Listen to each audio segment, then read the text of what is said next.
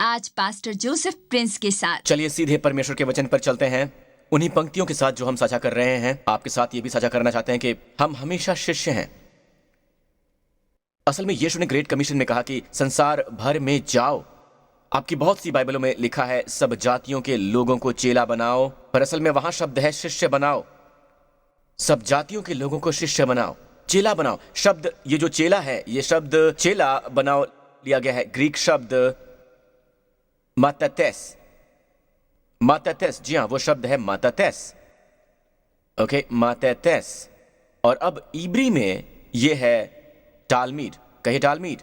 और ये जो टालमीड लिया गया है इब्री शब्द लिमुड से। पता है वहां एक इब्री वर्णमाला है, ए से लेकर जेड तक। उसमें एक शब्द है जो कहलाता है लमाड। लमाड असल में है सिखाने के लिए। वहीं से आपको ये शब्द चेला यानी लिमुड मिलता है। तो एक शिष्य वो होता है जो कि सीख रहा होता है, जो सीख रहा है। ठीक है, कोई जो सीख रहा है। आज दुर्भाग्यपूर्ण बात यह है कि शिष्य या शिष्य बनाने वाले प्रोग्राम वगैरह इस तरह दर्शाते हैं जैसे ये कुछ ऐसा है जो आपको एक बेहतर मसीही बनाता है, जो असल में आप हैं उससे भी महान मसीही बनाता है।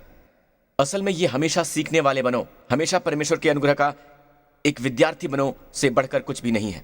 तो वहां ये शब्द शिष्य पूरे मत्ती, मरकुस, लूका और यूहन्ना में है, और ये शब्द शिष्य पूरे प्रेरितों के काम की पुस्तक में है। पर प्रेरितों के काम 11 में कुछ हुआ है, इसकी ओर देखिए, ये दिलचस्प है। प्रेरितों के काम 11 जब वो मिला, जब बरनबास पौलुस से मिला, पौलुस को अभी उद्धार मिला था, वो संताकिया ले आया। और ऐसा हुआ कि वो 1 वर्ष तक कलीसिया के साथ मिलते और बहुत लोगों को उपदेश देते रहे। और चेले सबसे पहले अंताकिया ही में मसीही कहलाए। जी हाँ, अंताकिया में ही। आप क्या हैं? आप एक मसीही शिष्य नहीं हैं। और प्रेरितों की काम की पुस्तक ही वो है जिसका अंत चेले के शब्द के साथ होता है। अब आप उन्हें नहीं पाते हैं तो क्या आप कोई शिष्य नहीं है? नहीं, हम जैसा कि मैंने कहा कि हम शिष्य बने रहेंगे। पौलुस ने शिक्षा दी, बाय द वे, पौलुस ने तिमुथियस को शिक्षा दी। ठीक है, पौलुस ने तिमुथियस को शिक्षा दी, पास्टर प्रिंस। पौलुस ने चेला बनाया। उस शब्द का इस्तेमाल कर सकते हैं तो आप गलत नहीं होंगे, पर उस शब्द की धारणा से एक ऐसा अर्थ निकल कर आता है जिस तरह से उसे रबी के द्वारा सिखाया गया था, इसे वापस कलीसिया में लाया गया है। तो क्या पौलुस ने तिमुथियस को चेला बनाया? मैंने कहा कि शिष्य शब्द प्रकट नहीं हुआ। तो फिर पौलुस ने तिमुथियस को किस दृष्टि से देखा? शिष्य की नहीं, अपने पुत्र की दृष्टि से। अब ये एक पारिवारिक बात है, ये पुत्रत्व है, फोकस पुत्रत्व पर है। आमीन। 1 तिमुथियस अध्याय 1 की ओर देखिए। तिमुथियुस के नाम जो विश्वास में मेरा सच्चा पुत्र है, ना कि मेरा शिष्य। शिष्य छोटा है, पुत्र बड़ा है। आज हमने सब कुछ उल्टा कर दिया है, हम शिष्यत्व में वापस आ गए हैं। आमीन। और पुत्रत्व की आत्मा को पीड़ा हुई है। मेरी सबसे बड़ी चिंता जो है वो है पुत्रत्व की आत्मा को कष्ट पहुंचा है। असल में 2 तिमुथियस अध्याय 2, इसमें लिखा है कि इसलिए हे मेरे पुत्र, फिर से मेरे पुत्र, बलवंत हो जा। पौलुस तिमुथियस को लिख रहा है, इसलिए हे मेरे पुत्र, तू उस अनुग्रह से जो मसीह यीशु में है बलवंत हो जा। अनुग्रह से बलवंत हो जा, अनुग्रह से बलवंत। फिर वो उनसे कहता है, वो उसे मेंटरशिप सिखाता है। ठीक है, आप इसे शिष्य, विद्यार्थी, शिक्षार्थी कह सकते हैं। फिर आपको शिष्य शब्द की सही परिभाषा मिलती है। ऑलराइट, वो कह रहा है कि जो बातें तूने बहुत गवाहों के सामने मुझसे सुनी हैं, उन्हें विश्वासी मनुष्यों को सौंप दे जो औरों को भी सिखाने के योग्य हों। ओके, मार्क आओ, लॉरेंस और गिदियन भी आओ। प्लीज प्लीज जल्दी करो, बुजुर्गों की तरह मत चलो। पता है तुम 75 साल के ऊपर उछलना होगा तुम्हें। ये हमेशा मुझसे कहते हैं कि लोग मुझसे मेरी उम्र पूछते हैं। मैं कहता हूं कि मैं 75 का हूं, मैं 80 का हूं। फिर वो कहते हैं कि आप कितनी जवान हैं। मुझे पता नहीं कि यह बुद्धिमत्ता है या नहीं, पर ओके, पौलुस कह रहा है कि अगर आप देखते हैं कि अनुग्रह से बलवंत कैसे होना है, तो अनुग्रह की धारणा वहां है ना? ओके, अनुग्रह से बलवंत हो जा। वो कहता है कि जो बातें तूने मुझसे सुनी है, ठीक है तिमुथियस, मेरे प्यारे पुत्र, ठीक है, जो बातें तूने मुझसे सुनी है, जो बातें तूने मुझसे सुनी है, जो मैंने तुम्हें सिखाया है, उन्हें विश्वासी मनुष्यों को सौंप दे। विश्वासी मनुष्यों को वो बातें जो तुमने मुझसे सुनी हैं, अब तुम उन्हें सौंप दो। लेकिन पास्टर, ये तो शिष्यता है। पर पवित्र आत्मा ने उस शब्द का इस्तेमाल कभी क्यों नहीं किया? यह पुत्रत्व की आत्मा में किया गया है, यह पारिवारिक भावना से किया गया है, न कि गुरु शिष्य की भावना से। हमें अवश्य ही उस आत्मा से सीखना चाहिए। पुत्रत्व बड़ा होता है। देखिए, आप बड़े में हमेशा छोटा शामिल होता है। चलो भी, बड़े में हमेशा छोटा शामिल होता है। पुत्रत्व बड़ा होता है और ये शिष्यता को समाहित करता है हमेशा। पर किसी को महसूस न कराने दो कि पुत्रत्व वगैरह काफी नहीं होता है। तुम पीछे हट रहे हो। तो वो बातें जो तुमने मुझसे सुनी है, तुम प्रभु में मेरे पुत्र हो, तुमने मेरा दूध पिया है। आमीन। मैं भोजन लेता हूं, मैं उसे चबाता हूं, और फिर मैं उसे तुम्हारे मुंह में डाल देता हूं। आमीन। जो मैं खिलाता हूं तुम उसे निगल जाते हो। वो बातें जो तुमने मुझसे सुनी है, अब ये बात कर रहा है शिक्षाओं के बारे में, है ना? वो बातें जो तुमने मुझसे सुनी है उन्हें विश्वासी मनुष्यों को सौंप दो। उन्हें उन विश्वासी मनुष्यों को सौंपो जो औरों को भी सिखाने के योग्य होते हैं। वो बातें जो तूने मुझसे सुनी है सौंप दो। आप उनका सामना कर सकते हैं। जो बातें तूने मुझसे सुनी है उन्हें विश्वासी मनुष्यों को सौंप दे जो औरों को भी सिखाने के योग्य हो। ओके, अब इसे देखिए। आखिर पौलुस को प्रकाश कहां से मिला? स्वयं से नहीं मिला। कहां से मिला? यीशु से। इसे देखिए, ये शुरू होता है यीशु से, है ना? यीशु देते हैं पौलुस को, पौलुस देते हैं तिमुथियस को, तिमुथियस देता है विश्वासी मनुष्यों को, विश्वासी मनुष्य अन्य विश्वासी मनुष्यों को सिखाते हैं। आप इसे अप्रेंटिसशिप कह सकते हैं, आप इसे शिष्यता कह सकते हैं, जब तक कि आप बाइबल में जो लिखा है उसके भाव से वंचित ना हो। इसे देखिए, बाइबल में अनुग्रह का नंबर क्या है? 5। 5वीं बार नूह का जिक्र किया गया था। इसमें लिखा है कि अनुग्रह की दृष्टि नूह पर बनी रही। 5 आधार है मिलाप वाले तंबू के माप का। यह अनुग्रह से भरा हुआ है। ओके, अब ये देखिए, यीशु 1 है, वो हमेशा पहला है, वो नंबर 1 है। यीशु, तिमुथियस 2, तिमुथियस माफ करना, पौलुस 2। क्या आप सजग हैं? आप अच्छे विद्यार्थी हैं, एक अच्छे शिष्य हैं। आमीन। तो 1, 2, 3 तिमुथियस, तिमुथियस ने विश्वासी लोगों को दिया। 4, विश्वासी लोगों ने अन्य को दिया। 5, बलवंत होने के लिए। ये इससे शुरू होता है कि अनुग्रह से बलवंत हो जाए। चलिए दोस्तों, आप सब इनके लिए तालियां बजाइए। तो फिर से इस पर वापस आते हैं। आत्मा द्वारा प्रेरित कलीसिया को लिखी गई सभी पत्रियों में पवित्र आत्मा ने शिष्य शब्द का प्रयोग क्यों नहीं किया? क्योंकि वो जानता है कि पुत्रत्व आ गया है। इसलिए उसने प्रेरितों के काम में पहली बार शिष्यों का नाम बदल दिया। उसने उनको क्या नाम दिया? क्या नाम दिया? चलिए, सबसे पहले अंताकिया ही में मसीही कहलाए। तो कौन सा अधिक महत्वपूर्ण है? अब शिष्यों का नाम बदलकर मसीही कर दिया गया है। और मैंने पाया कि यह शब्द कोई साधारण शब्द नहीं है। यह शब्द है क्रेमतिज़ो। यहां इस शब्द क्रेमतिज़ो को असल में दैवीय कहा जाता है। क्रेमतिज़ो, जी हां, इस शब्द को असल में दैवीय कहा जाता है। शिष्यों को दैवीय रूप से पवित्र आत्मा द्वारा परिवर्तित शिष्य कहा जाता था। शिष्यों का नाम बदलकर मसीही कर दिया गया, यानी अभिषेक प्राप्त कर दिया गया। मेरे ख्याल से मैंने लोगों को मसीही होने के लिए कहते सुना है। हमने अभी उसका स्तर नीचे कर दिया। जो एक प्रकाश था, विलक्षण नई वाचा के लिए, यह महानतम है।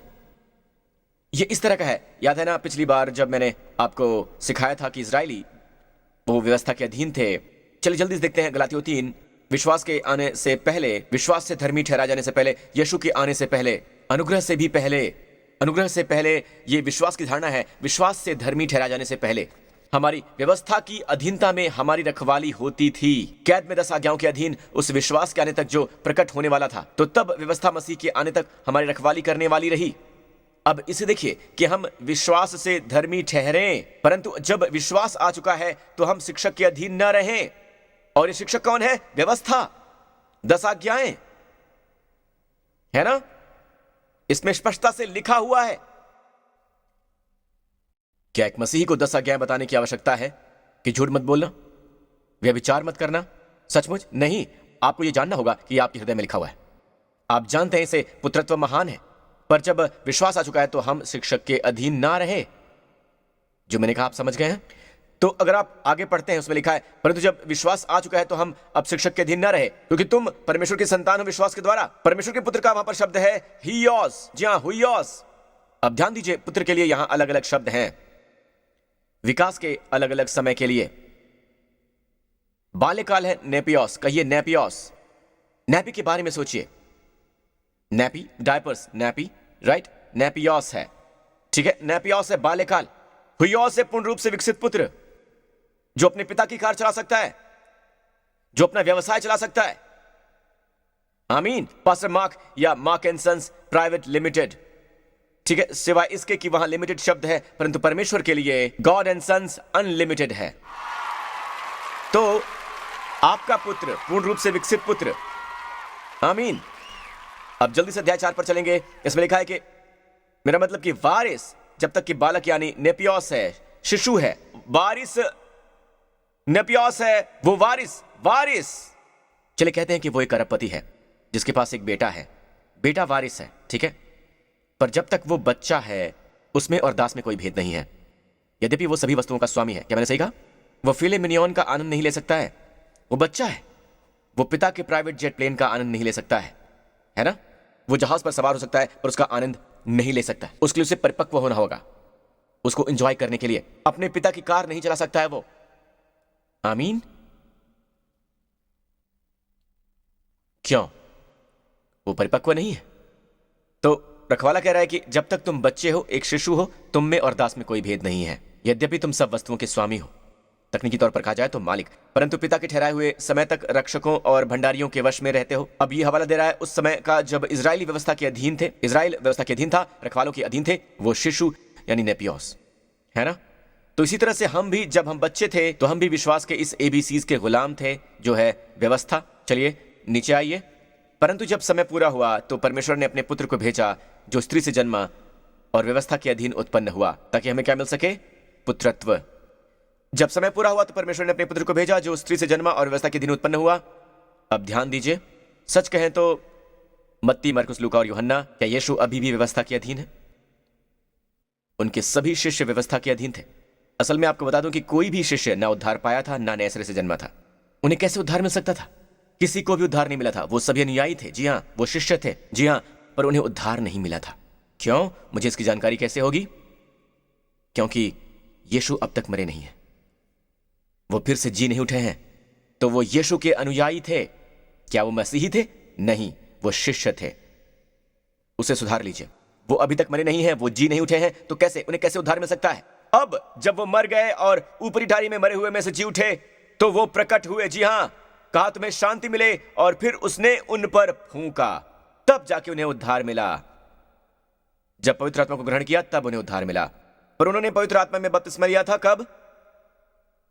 50 दिन के बाद, है ना? पिंतुकुस्त के ही दिन उन्हें पवित्र आत्मा में बपतिस्मा दिया गया था। तो फिर पहला श्वास फूंकना क्या था? वो नए सिरे से जन्मे थे। क्या यहूदा वहां पर था? नहीं, यहूदा ने अपना उद्धार नहीं गवाया। उसे कभी भी इससे शुरू नहीं करना पड़ा।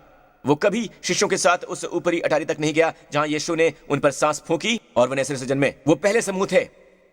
इस तरह से वो यीशु के अनुयायी थे, वो यीशु के चेले थे। पर हम इस समय कह रहे हैं कि आप एक मसीही हो सकते हैं, और ये बढ़िया है। आपको पता है, मसीही होना काफी नहीं है, आपको अनुयायी होना पड़ेगा।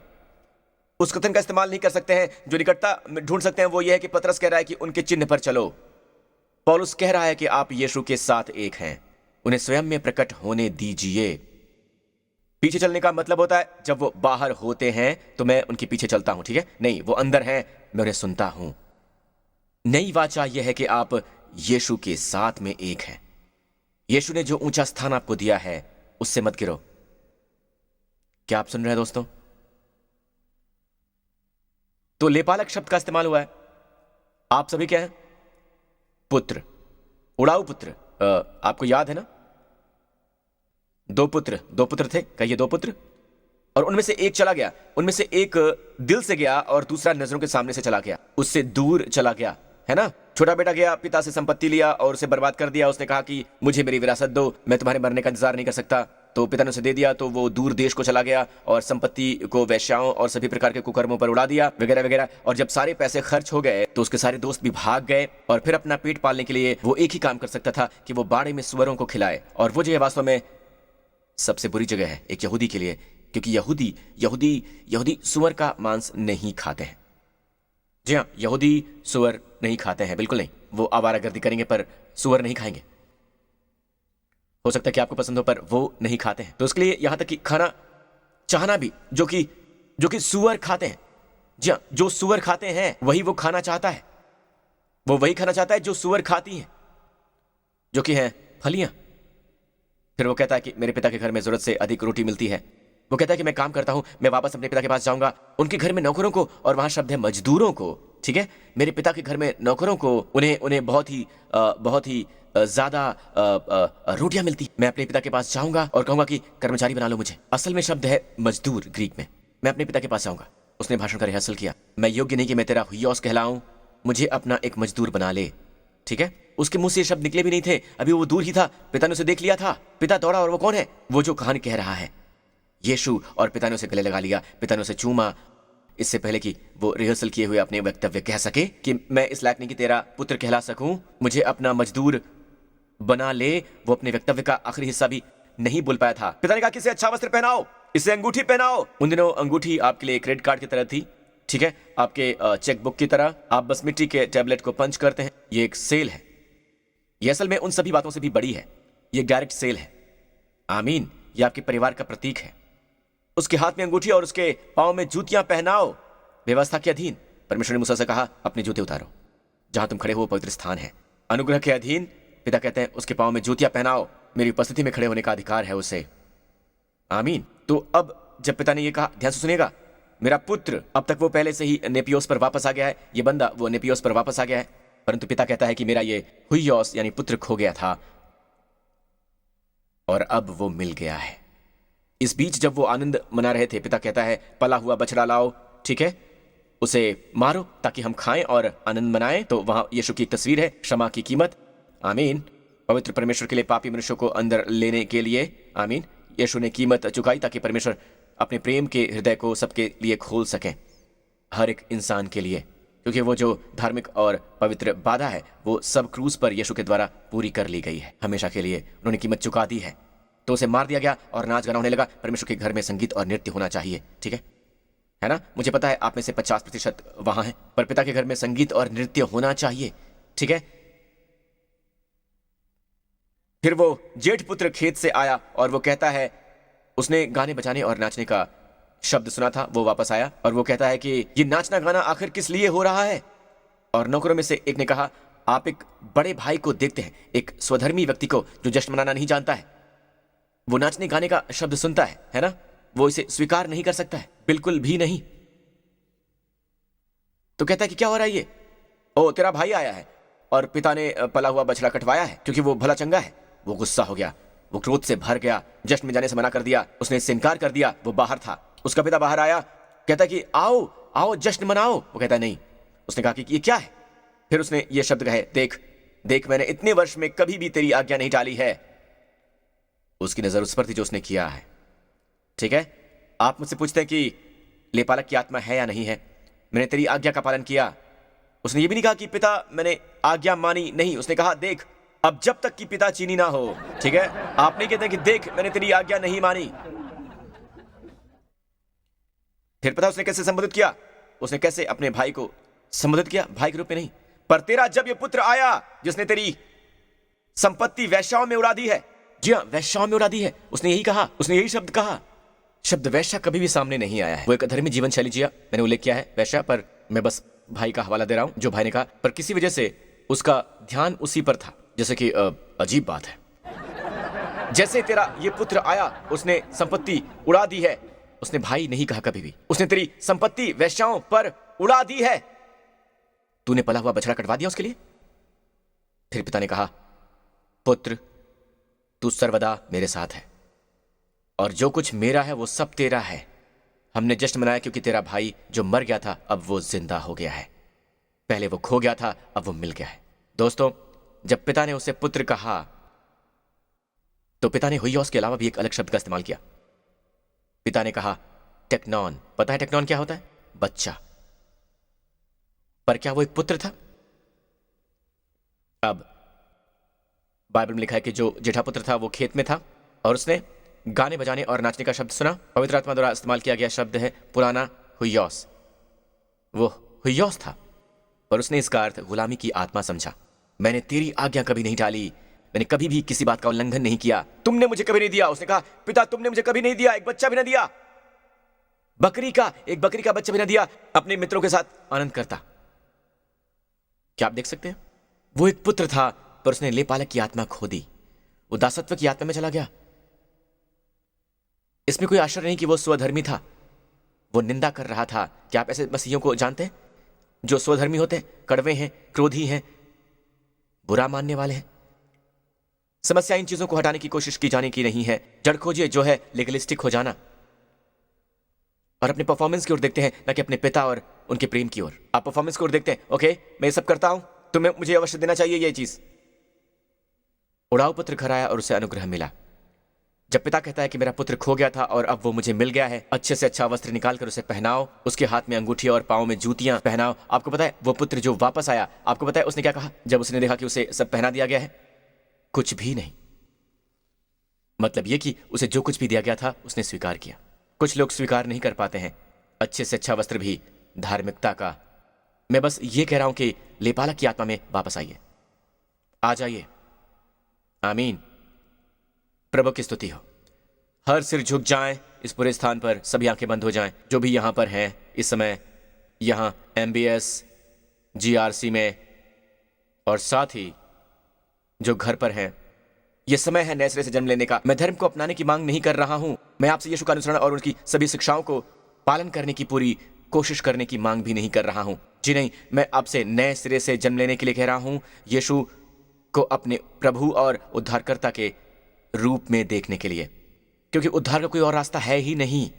आमीन। अगर ये आप हैं तो आप जहां कहीं भी हैं इस समय मेरे साथ ये प्रार्थना कीजिए। कहिए, हे स्वर्गीय पिता, इसे कहिए, हे स्वर्गीय पिता, उद्धार के वरदान और पापों की क्षमा के लिए आपका धन्यवाद। ये मुफ्त वरदान है, पर इसके लिए आपके पुत्र ने कीमत चुकाई थी। मेरे प्रभु यीशु मसीह ने, वो उस क्रूस पर मरे मेरे सभी पापों के खातिर, और आपने उन्हें मुर्दों में से जिला दिया। मेरे लिए मृत्यु पर विजय पाई, और उन्हें मुर्दों में से जिला दिया, मेरे लिए मृत्यु पर विजय पाई। मैं इस समय आपके सामने खड़ा हुआ हूं, नए सिरे से जन्मा, आपकी आत्मा से भरा हुआ, एक नई सृष्टि के रूप में। मुझे अपने अनुग्रह का विद्यार्थी बने रहने दीजिए पिता, यीशु के नाम पर। यीशु मसीह मेरे प्रभु हैं, यीशु मसीह ही मेरे परमेश्वर हैं। आमीन। परमेश्वर की स्तुति हो। अगर आपने ये प्रार्थना की है तो आप परमेश्वर की संतान हैं। परिवार में आपका स्वागत है। आमीन। और क्योंकि आपको उद्धार मिला है, न्यू क्रिएशन चर्च या ग्रेस रेवोल्यूशन चर्च आपका घर है। जी हां, आपका घर है। प्रभु की स्तुति हो। धन्यवाद यीशु। आमीन, आमीन, आमीन। प्रभु की स्तुति हो। अपने पांव पर खड़े हो जाइए चर्च। धन्यवाद प्रभु यीशु। मैं अभी आपसे विदा लेने वाला था, लेकिन मुझे अभी तुरंत इसका पालन करना पड़ेगा। किसी को हाल ही में लिवर की बीमारी का पता चला है। शायद आपको पिछले सप्ताह ही ये पता चला हो लिवर की बीमारी के बारे में। बाद की सर्विस में भी लोग हो सकते हैं, पर मैं बस आपसे ये कहना चाहूंगा कि परमेश्वर आपके लिवर को चंगा कर रहे हैं। ऑलराइट, मुझे लगता है कि कोई मार्कर है। मुझे काले डॉट्स दिखाई दे रहे हैं। आपको पता है कि आप कौन हैं? आमीन। वो काले डॉट्स गायब हो रहे हैं। आमीन। मैंने अभी अभी देखा है कि प्रभु ने मुझे वो वचन दिया और वो चाहते हैं कि आप उसे पढ़ें, आप जाने उसे। प्रभु की स्तुति हो। इस पूरे स्थान पर अपने हाथ उठाइए। आमीन। परमेश्वर अपना मुखमंडल आप पर चमकाएं और आप पर अनुग्रह करें। परमेश्वर अपना मुख आप पर उठाएं और आपको और आपके परिवारों को प्रदान करें अपना शालोम, कुशलता और शांति। जी हां, वो आपको और आपके परिवारों को प्रदान करें अपना शालोम, कुशलता और अपनी शांति, प्रभु यीशु मसीह के नाम पर। और सभी लोगों ने कहा आमीन। मैं आप सबसे बहुत प्रेम करता हूं। आप मेरा परिवार हैं। परमेश्वर आप सबको आशीष दे।